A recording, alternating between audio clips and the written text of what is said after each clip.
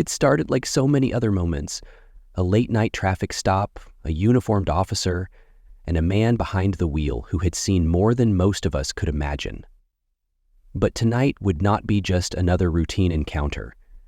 Tonight, a man who had risked his life on the front lines for his country would find himself fighting for his dignity at home. Step out of the car. Those words came with an unspoken weight, a challenge that had nothing to do with broken taillights or a missed turn signal. This was something deeper, something more painful. What the officer didn't know, what he couldn't have known, was that the man in front of him wasn't just any driver. He was a decorated veteran, a man who had carried the burden of defending freedoms that, in this moment, seemed so far from reach. As the officer tightened his grip on authority, the veteran spoke, calm, firm, and with a voice shaped by years of discipline and sacrifice. What he said next would stop the officer in his tracks and spark a conversation far bigger than the flashing lights on that dark road. This is more than just a story of a traffic stop gone wrong. This is about the hidden struggles of those who have given everything for their country, only to face prejudice in the land they fought to protect. Stay with us, because what happens next will not only challenge what you think about justice, it will remind you of the courage it takes to stand tall, even when the odds are stacked against you. To serve in the military is to make a commitment most of us will never fully understand. It's a promise to defend a nation, to uphold values of freedom and equality, even at the cost of your own life. For generations, Black and minority veterans have upheld that promise, standing on the front lines of America's wars. Yet, for too many, the greatest battles were not fought overseas. They began when they returned home. James Daniels is one of those veterans. Born in the Deep South during an era of segregation, he enlisted in the U.S. Army as a young man, hoping that service to his country might pave the way for opportunity and respect. Daniels served with distinction during the Vietnam War, earning commendations for bravery under fire.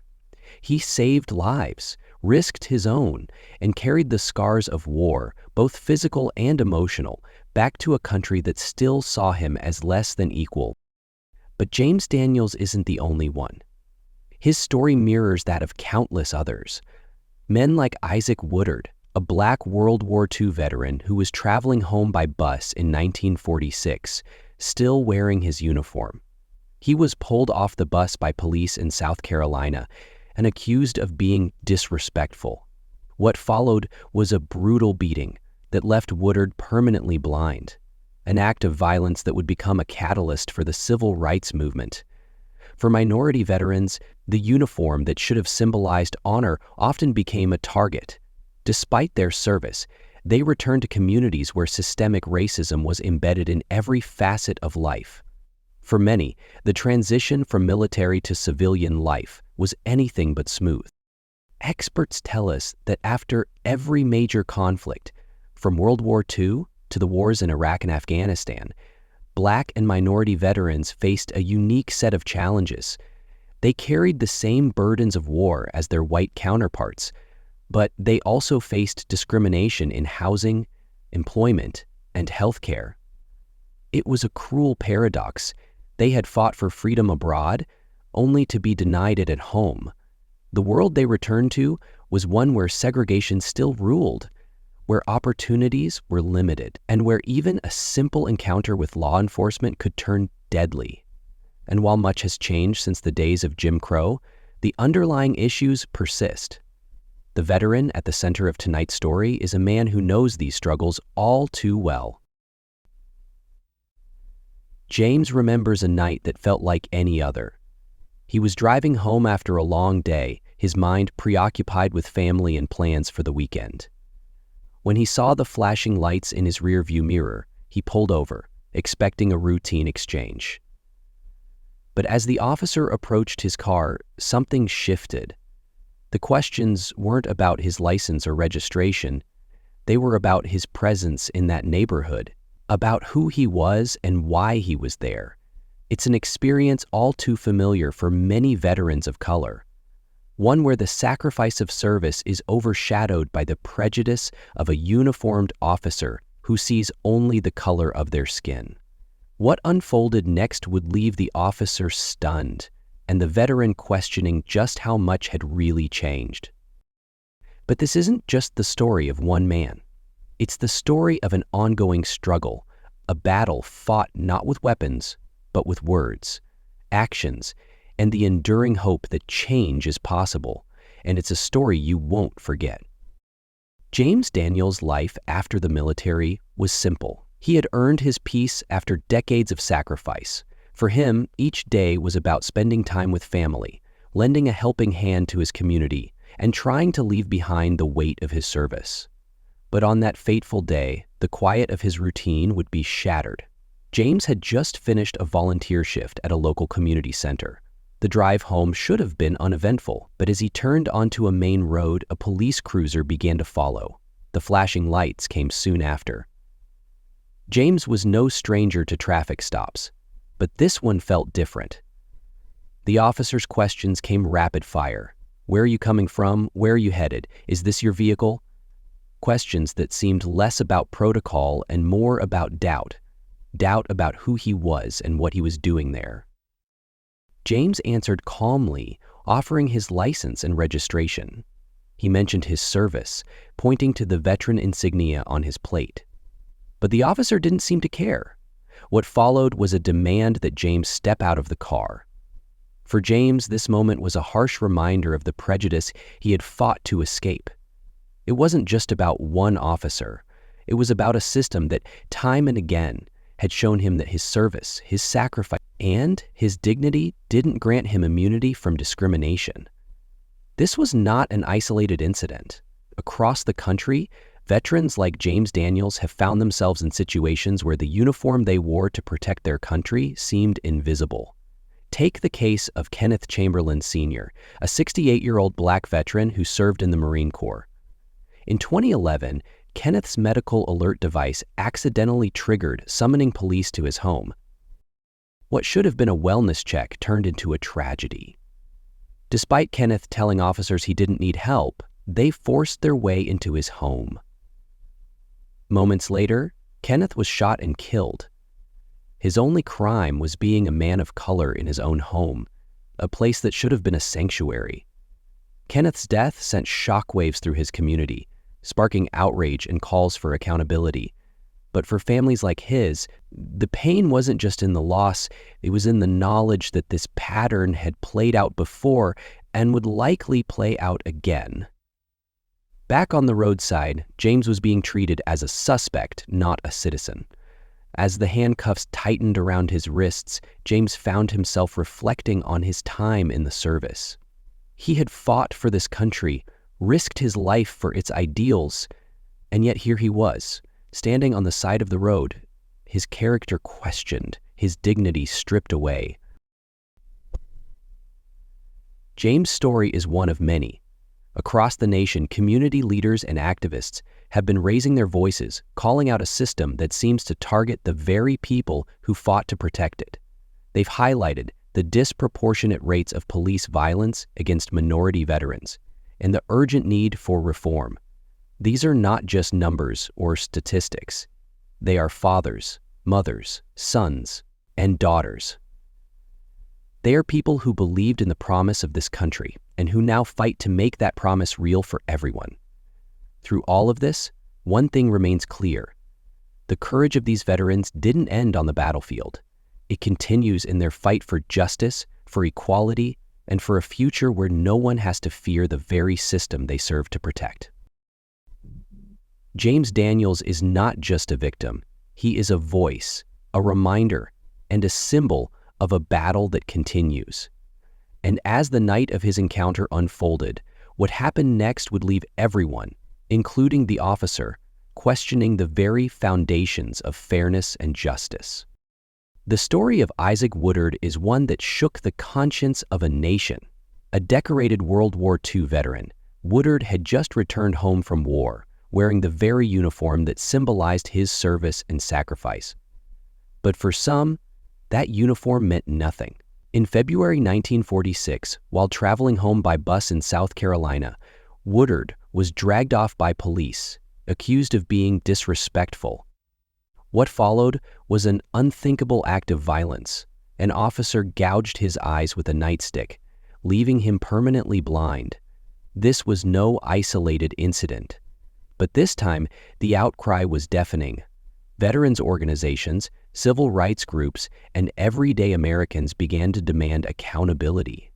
Isaac Woodard's plight became a rallying cry, a moment that forced the country to confront its darkest truths. Among those moved by Woodard's story was President Harry S. Truman. His outrage over the assault was so profound that it led him to create the first National Interracial Commission, a groundbreaking step toward addressing civil rights injustices. In 1947, Truman became the first sitting president to address the NAACP, declaring that civil rights were no longer just a moral imperative but a national priority. Truman's actions marked a turning point, laying the groundwork for future civil rights advancements. But the struggle for justice did not end there. Fast forward to May 5, 1977. Joe Campos Torres, a veteran of the Vietnam War, found himself in the crosshairs of prejudice. Arrested by Houston police for a minor disturbance, Torres never made it to jail. Instead, he was brutally beaten and thrown into the Buffalo Bayou. His lifeless body was found days later. The killing of Joe Campos Torres ignited protests in Houston, a city already grappling with racial tensions. The officers responsible received only probation and a small fine, a slap on the wrist that sent shockwaves through the community. But decades later, in 2021, the city of Houston took a step toward accountability. Police Chief Troy Finner stood before Torres's family and the public to deliver an apology on behalf of the department. It was a moment of reckoning, a recognition of the pain inflicted not just on Torres, but on generations of minority veterans and their families. While the apology could never undo the tragedy, it was a rare acknowledgement of wrongdoing, a small but significant step in a broader fight for justice. James Daniels said, "We don't want pity. We don't want apologies that come too late. What we want is change, real change." James Daniels' words echo those of countless veterans who have faced discrimination and violence at the hands of those sworn to protect them. But his story, like those of Isaac Woodard and Joe Campos Torres, has sparked conversations that are impossible to ignore. These moments, tragic, painful, and infuriating, have served as catalysts for action. They remind us of the power of voices united, of communities refusing to be silent in the face of injustice. They remind us that while the fight for equality is far from over, it is one worth continuing. And, as James Daniels stood handcuffed on the side of the road that night, the officer who had questioned his very presence finally heard the words that would change everything. Words of service, of sacrifice, and of a history that could not be ignored. It was a moment that left the officer stunned and left James Daniel more certain than ever that his fight was not just for himself, but for every veteran who has been denied their dignity. That night on the roadside, James Daniels faced a moment of deep reckoning, not just with the officer in front of him, but with a system that had failed him and countless others like him. It was an encounter that could have ended in tragedy, as it has for so many minority veterans. But for James, it became a turning point, a moment that reignited his commitment to fight for justice, not just for himself, but for others. For James's family, the encounter was a harsh reminder of the precarious balance between service and sacrifice. His daughter, who had always seen her father as a hero, struggled to reconcile the man she admired with the way the world treated him. "I used to think my dad's medals would protect him, that his service would mean something to everyone. But after that night, I realized that for some people, none of that matters." The impact of James's story rippled through his community and beyond. His experience became part of a larger movement, one that called for real accountability in law enforcement, better training on implicit bias, and a recognition of the unique challenges faced by minority veterans. Across the country, stories like James's have added fuel to the fire of a growing movement for change. Advocacy groups, veterans organizations, and civil rights leaders have pushed for reforms to ensure that those who serve this country are treated with the dignity they deserve. We owe it to our veterans to create a system that values their service and protects their rights, regardless of race. They've already fought for this country. They shouldn't have to fight again when they come home. In communities across America, efforts to honor veterans like Isaac Woodard, Joe Campos Torres, and James Daniels have taken shape. From scholarships and memorials to public apologies and policy changes, these initiatives serve as reminders of the sacrifices made by those who have been overlooked for far too long. For James, these gestures are meaningful, but they are not enough. He knows that the real change lies in what comes next, in the policies, the education, and the commitment to dismantling the systems of prejudice that have persisted for generations. The fight for equality is not one that can be won overnight.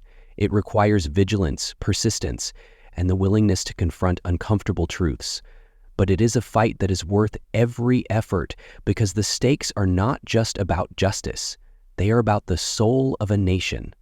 The stories of Isaac Woodard, Joe Campos Torres, and James Daniels remind us of the cost of silence and the power of action.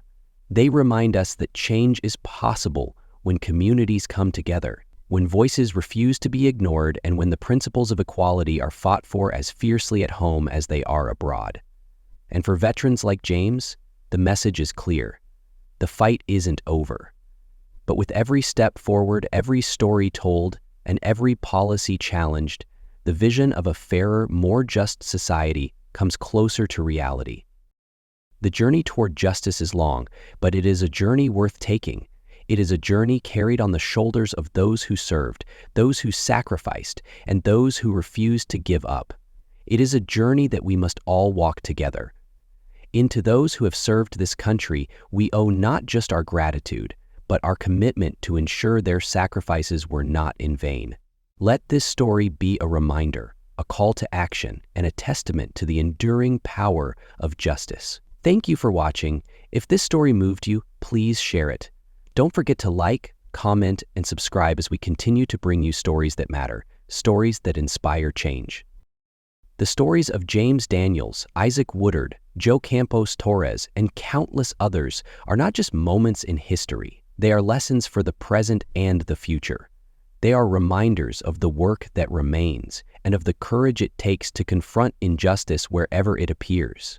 These stories matter. They are a testament to resilience, to the unyielding hope that we can do better, not just for those who have served, but for the generations that will follow. Each voice, each action, and each step forward brings us closer to a country that truly lives up to its ideals of equality and justice. Join us next time as we uncover more hidden struggles and unspoken truths.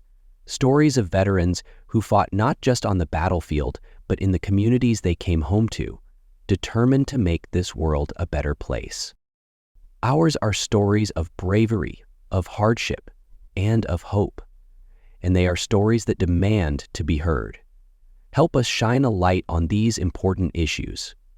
Like, comment, and subscribe to ensure these voices are never forgotten. Share your thoughts, your reactions, and your own stories in the comments. Together, we can create a community of awareness and action. In honoring their service, we must also honor their humanity. Let us never forget the sacrifices made, the battles fought, and the strength it takes to stand tall in the face of injustice. Because in the end, it's not just about the stories we tell. It's about the change we create. Thank you for watching. Together, let's keep these stories alive, not just in memory, but in action. Until next time,